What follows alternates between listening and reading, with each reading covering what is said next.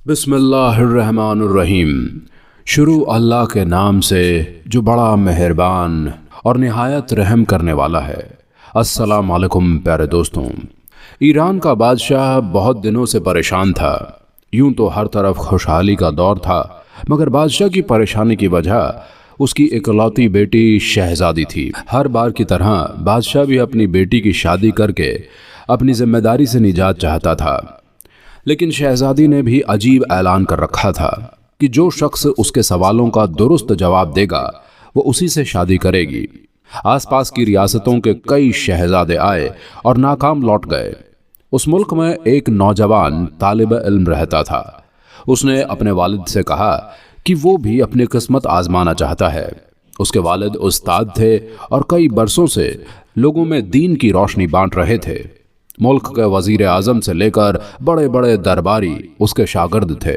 बाप ने बेटे की ख्वाहिश देखी और कहा, बेटा अगर तू नाकाम लौटा तो तेरा कुछ नहीं बनेगा। लोग क्या कहेंगे कि उस्ताद का बेटा नाकाम हो गया। उस लड़के ने जवाब दिया कि बड़े बड़े शहजादे लौट गए, अगर मैं भी नाकाम हो गया तो क्या हुआ। ये तो मुकाबला है, जो भी जीता वही सिकंदर, और शायद वो खुश नसीब ही हो। आखिर बाप को बेटे की जिद माननी पड़ी। वो लड़का खुशी खुशी महल की तरफ चल पड़ा। शहर भर में ये खबर जंगल की आग की तरह फैल गई थी कि एक आलिम का बेटा किस्मत आजमाने महल में चला आया है। मुकर्रर वक्त पर महल लोगों से खचाखच भरा हुआ था। बादशाह तख्त पर बैठा था, शहजादी महल में मौजूद थी। बड़े बड़े वजीर, दरबारी, अमीर लोग सब दरबार में मौजूद थे।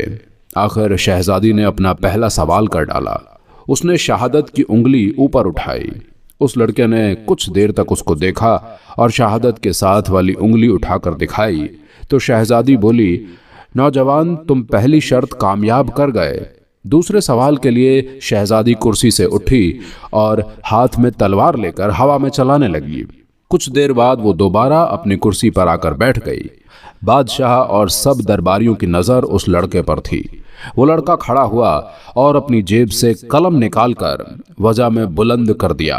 क्या बात है नौजवान, हम खुश हुए। ये जवान भी दोस्त है।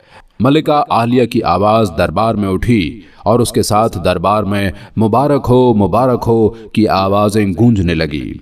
दो सलावत क्या थे, उनके जवाब क्या थे। अब हर शख्स पर गौर कर रहा था कि शहजादी ने क्या पूछा और उस लड़के ने क्या जवाब दिया। लोगों के लिए यह एक रास्ता शहजादी ने तीसरा सवाल कर डाला। वो तेजी से सीढ़ियां उतरी और तेजी से सीढ़ियां चढ़कर दोबारा अपनी जगह पर बैठ गई। ये बड़ा अजीब और गरीब सवाल था। हर तरफ खामोशी थी, लोगों की सांसें रुकी हुई थी। अब तो उस लड़के के हाथ पांव भी ठंडे हो चुके थे। आखिर वो लड़का खड़ा हुआ और अपने दिल पर हाथ रखकर शहजादी की तरफ देखने लगा। मरहबा मरहबा, ऐ शख्स, शहजादी ने तुम्हें पसंद कर लिया। शहजादी फरमाकर महल के अगले हिस्से में चली गई और महल मुबारकबाद की आवाज से गूंज उठा। लोग खुशी से झूम रहे थे।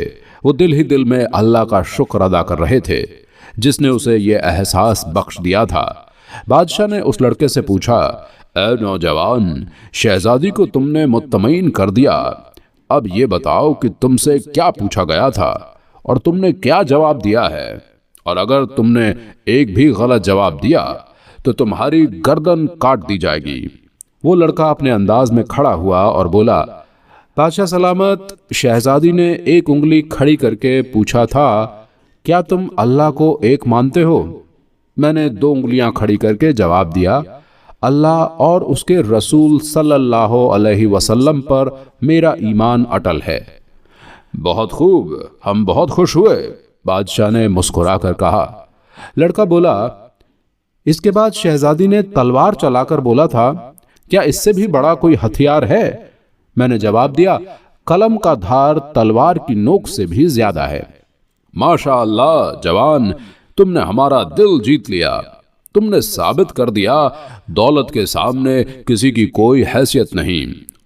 और तीसरा जवाब बादशाह ने पूछा तो उस लड़के ने आसमान की तरफ देखा। कहने लगा, बादशाह, शहजादी दरबार की सीढ़ियां उतरी और चढ़ी, कुर्सी पर थककर बैठ गई। उन्होंने पूछा था कि मैं थक चुकी हूं, लेकिन मेरे जिस्म की एक चीज नहीं थकी है। मैंने जवाब दिया, दिल एक पैदाइश से लेकर मौत तक बगैर थके धड़कता रहता है। बादशाह ने उस लड़के को पास बुलाकर गले से लगा लिया और कहा, ए लोगों, गवाह, मैंने अपनी लड़के का हक अदा कर दिया है। मेरी बेटी ऐसे शख्स की बीवी बन रही है जिसके पास इल्म की दौलत है, जिसे कोई नहीं चुरा सकता और ना ही कम कर सकता है। बादशाह ने दोनों को खुशियां दिया और दोनों की शादी तय कर दी। दोस्तों, आज के लिए इतना ही। मिलते हैं इंशाअल्लाह नेक्स्ट वीडियो में एक और नई कहानी के साथ। तब तक के लिए अल्लाह हाफिज।